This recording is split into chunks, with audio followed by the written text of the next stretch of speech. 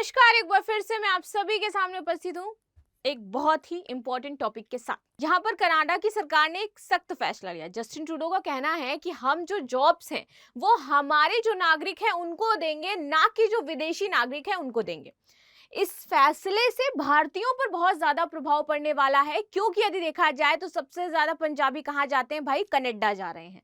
ठीक है, तो अब यहाँ पर पाबंदी लगा दी गई है, जो भारतीय कर्मचारी हैं उनको वहां पर जॉब नहीं दी जाएंगी। स्पेसिफिकली ऐसा नहीं है कि उनको एक भी चीज या फिर ऐसे जॉब्स नहीं मिलेंगी। यहाँ पर एक लिमिट लगा दी है कि भाई सिर्फ हम 20% विदेशी नागरिकों को रखेंगे और 80% हमारे जो कनाडाई लोग हैं उनको हम जॉब देंगे।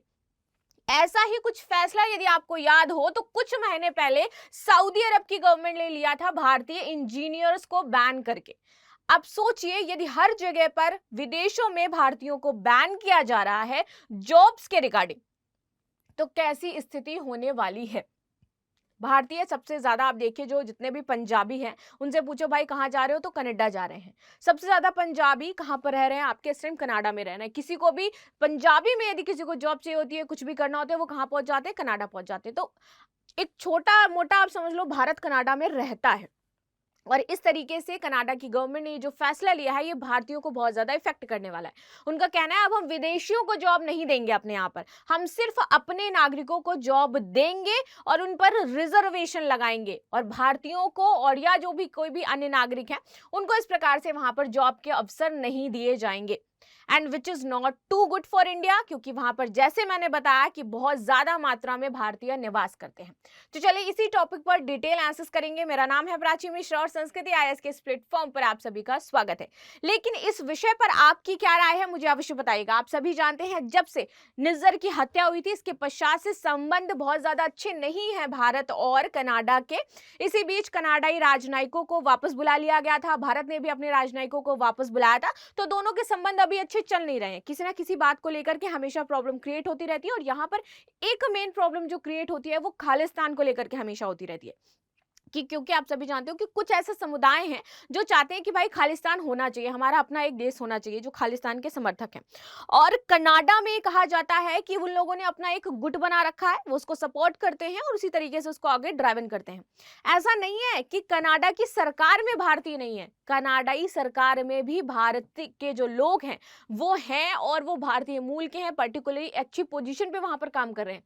लेकिन इस फैसले ने कहीं ना कहीं भारत को बहुत ज्यादा आहत किया है। रीजन ये है कि वैसे ही एक तो बेरोजगारी है, और दूसरा जब सऊदी अरब ने ये फैसला लिया कि भारतीय इंजीनियर्स को हम बैन कर रहे हैं, अब कनाडा ने फैसला ले लिया है कि हम जो विदेशी कर्मचारी हैं स्पेशली यहाँ पर भारत जो है उसको बैन कर रहे हैं, तो प्रॉब्लम्स यहाँ पर क्रिएट हो जाएंगी।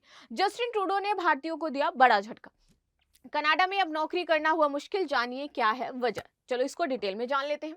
तो चर्चा में इसलिए भाई क्योंकि कनाडा के प्रधानमंत्री हैं जस्टिन ट्रूडो। ठीक है, इन्होंने सोमवार को एक घोषणा करी और ट्रूडो ने कहा कि कनाडा में अस्थायी नौकरी करने वाले विदेशियों की संख्या वो घटाएंगे, यानी कि जो वहां पर लोग रह रहे हैं जॉब पर्पस से उनको वापस भारत भेज दिया जाएगा, वापस अपने देश भेज दिया जाएगा। ठीक है, आगे बात कर लेते हैं। विदेशी धरती कनाडा में बड़ी संख्या में भारतीय सिख रह रहे हैं। ऐसे में वहां की सरकार कोई भी फैसला यदि लेती है तो इसका सीधा असर आपको भारत में देखने को मिलेगा। ना जाने कितने सारे लोग अब कनाडा से वापस इंडिया आ जाएंगे, और इंडिया में वैसे ही जॉब क्राइसिस है। अच्छा खासा वो कनाडा में जॉब कर रहे थे, लेकिन अब इस फैसले की वजह से ड्यू टू रिजर्वेशन क्या है उनको वापस इंडिया आना पड़ेगा। चलो आगे बात कर लेते हैं। कनाडाई लोगों को ज्यादा से ज्यादा नौकरियां दी जाएंगी, और उन्होंने बोला है कि भाई हम अपने नागरिकों को जॉब देंगे, हम विदेशी नागरिकों को जॉब नहीं देंगे। और ये आप सभी जानते हो कि खुल करके बात यहाँ पर नहीं कही गई है जस्टिन ट्रूडो के द्वारा, लेकिन सीधा सीधा निशाना साधा गया है यहाँ पर भारत के ऊपर। ठीक है, तो पीएम जस्टिन ट्रूडो ने सोशल मीडिया प्लेटफॉर्म एक्स पर लिखा कि हम कनाडा में कम वेतन वाले अस्थायी विदेशी श्रमिकों की संख्या को क्या कर रहे हैं? कम कर रहे हैं। देश का लेबर मार्केट काफी बदल गया है। अब समय आ गया है कि हमारी कंपनियां कनाडाई श्रमिकों और युवाओं को ज्यादा से ज्यादा नौकरियां दें। तो ये था उनका एक पोस्ट जो उन्होंने एक्स पर शेयर किया था, और इसी पोस्ट के जरिए उन्होंने वहां पर सारी दुनिया को जानकारी दे दी कि भाई अब हमारे यहाँ आपकी जगह नहीं है, आप जहां हैं वहीं रहिए, और यदि आप हमारे यहाँ भी हैं तो आपको अपने घर वापस जाना पड़ेगा। चलो आगे आ जाते हैं। लाखों विदेशियों को होने वाला है इसका नुकसान। देखते हैं कैसे। देखिए, जस्टिन ट्रूडो ने इस फैसले का असर कनाडा में कम सैलरी वाले पर काम करने वाले लोगों पे किया है। और यदि देखा जाए तो भारतीय मोस्टली वहां पर क्या कर रहे हैं, कुछ जो ऐसे जाते हैं आईएलटीएस वगैरह पास करके जाते हैं, तो कुछ कंपनीज में जॉब कर रहे होते हैं। कुछ मोस्टली आप देखो कि वहां पर टैक्सी ड्राइवर हैं या टैक्सी वगैरह ड्राइव कर रहे हैं, चला रहे हैं, छोटी मोटी जॉब कर रहे हैं। ठीक है, तो उन पर यहाँ पर आपको ज्यादा असर देखने को मिलेगा। उनकी कोई मतलब स्थायी तो जॉब है नहीं, वो सारे अस्थायी हैं, प्राइवेट कंपनीज में जॉब कर रहे हैं। होगा तो उनको निकाल दिया जाएगा। तो इस तरीके से चीजें देखने को मिलेंगी। कनाडा में रहने वाले विदेशियों में सबसे ज्यादा संख्या भारतीय सिखों और छात्रों की है। यही मैं आपको बार बार समझा रही हूँ कि ये जो फैसला है ना, डायरेक्टली भारत को हिट कर रहा है। बस नाम नहीं लिया गया है भारत का, लेकिन है ये भारत के लिए, जो वहां पर रह करके छोटे मोटे कारोबार और कंपनियों में काम कर रहे हैं। और इससे सबसे ज्यादा इफेक्ट भारत को ही पड़ने वाला है। कनाडा में लोकल लोगों में बेरोजगारी जो है वो बढ़ गई है। रीजन ये है क्योंकि जो छोटे मोटे काम है या लेबर वाले काम है वो विदेशी नागरिक करने लगे हैं। अब यही आप इंडिया में इमेजिन करके देखो कि इंडिया में बहुत ज्यादा विदेशी लोग आकर के यहाँ पर काम करने लगे। अब रिक्शा कौन चला रहा है? विदेशी चला रहा है। तो भारत का जो रिक्शा चालक है वो कहाँ चला जाए? मतलब मैं एक बहुत छोटे लेवल से लेकर के आपको समझाना चाह रही हूँ कि जो छोटे मोटे काम भी है ना कनाडा के, वो कौन कर रहे हैं? भारतीय कर रहे हैं। इसलिए वहां के जो लोकल लोग हैं, वहां के जो छोटे लोग हैं, उनको काम नहीं मिल रहा है और वहां पर जो समस्याएं हैं वो बढ़ती जा रही हैं। इसी वजह से कनाडा की सरकार ने बोला कि हम इतने ज्यादा विदेशी लेबर्स पर डिपेंड हो गए हैं कि हमें अपनी डिपेंडेंसी को कम करना होगा। और जो बेरोजगारी कनाडा में दिन पर दिन वहां के लोगों की बढ़ती जा रही है, उसको भी हमें देखना है। तो इसलिए उन्होंने बोला कि भाई ये जो छोटे मोटे कामगार आप लोग कर रहे हो, आप लोग जाओ, ये काम हम किसको देंगे? अपने ही नागरिकों को देंगे। ठीक है, तो कुछ कनाडाई विशेषज्ञों का मानना है कि इस कदम से लोकल लोगों और युवाओं में बेरोजगारी बढ़ी है। क्योंकि उन्होंने क्या कर दिया था कि अब वहां के लोकल लोग जो है वो तो काम नहीं कर रहे थे, विदेशी आके काम कर रहे थे, तो बेरोजगारी बहुत ज्यादा बढ़ गई थी। भारत और कनाडा के संबंधों पर एक बार नजर डाल लेते हैं कि ये संबंध कब से शुरू हुए, कैसे कैसे संबंध हैं, और साथ ही साथ हम ये भी समझेंगे कि हमारे कॉन्स्टिट्यूशन में क्या कुछ कनाडा का पार्ट हमें देखने को मिलता है या नहीं मिलता है। बाकी आप मुझे बताओ कि ये जो चीजें हैं, या आप में से कोई यदि मेरे को देख रहा हो, सिख समुदाय से हो या फिर इस तरीके से जो कनाडा में पढ़ रहे हैं या कनाडा में रह रहे हैं, तो मैं ये जानना चाहती हूँ कि वाकई यदि आप कनाडा में हो, उस टाइम कनाडा से देख रहे हो, तो मुझे बताइए कनाडा में किस प्रकार की स्थिति है वहां के लेबर्स को लेकर के, वहां पर किस प्रकार से जो जनता है निवास कर रही है, भारतीय जनता की बात कर रही हूं मैं, जो निवास कर रही है, और किस प्रकार से वहां पर जो जॉब अपॉर्चुनिटीज है भारतीयों के लिए वर्तमान समय में कैसे बदलती जा रही है।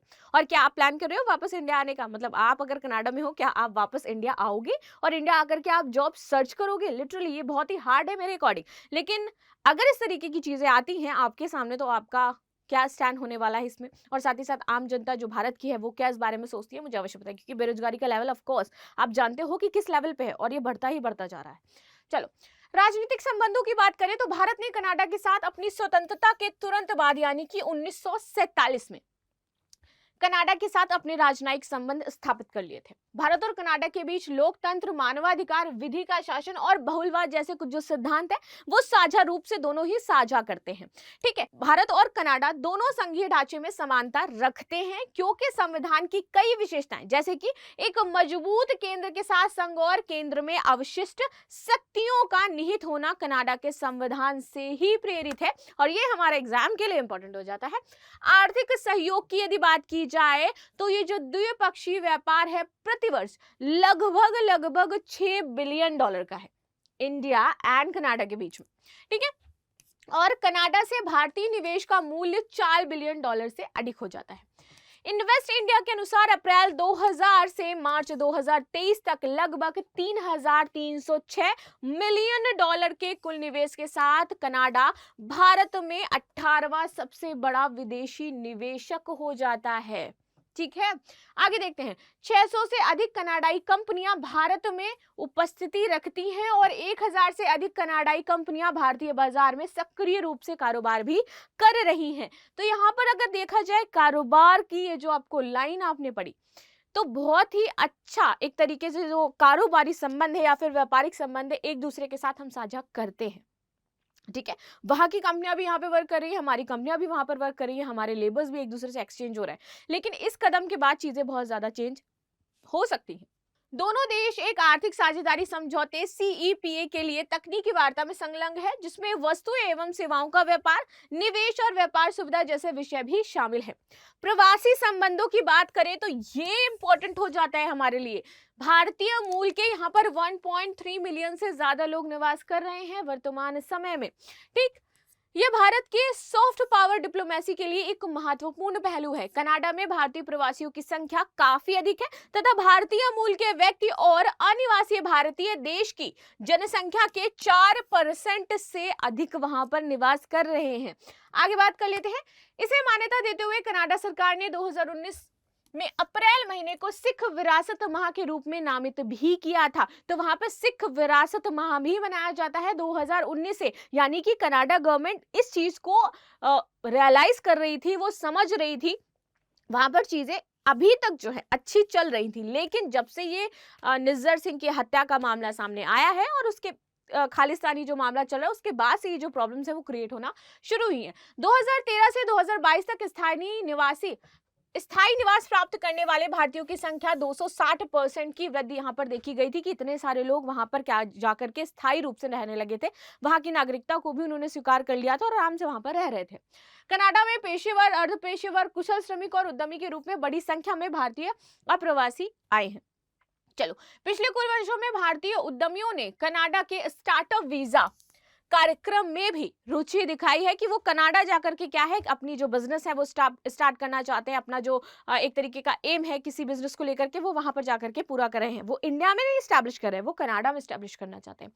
ठीक है, कनाडाई संसद ने 15 से अधिक भारतीय मूल के सांसदों को अपने यहाँ पर एक तरीके से राजनीति में शामिल कर रखा है। तो आप देखिए कि ये बताता है कि भारत का कितना अच्छा खासा एक जो पॉपुलेशन है वो वहां पर निवास कर रहा है। एक जो अच्छी खासी पावर एक कह सकते हो कि कनाडा जो पॉलिटिक्स है वहां पर देखने को मिलती है इंडिया की, लेकिन वो क्या है, कनाडाई मूल के हैं बेसिकली, या फिर आपके भारतीय मूल के हैं, कनाडा में निवास कर रहे हैं। तो अब इस तरीके से यदि वो उस गवर्नमेंट में है तो वो उसी गवर्नमेंट से रिलेटेड वर्क करेंगे।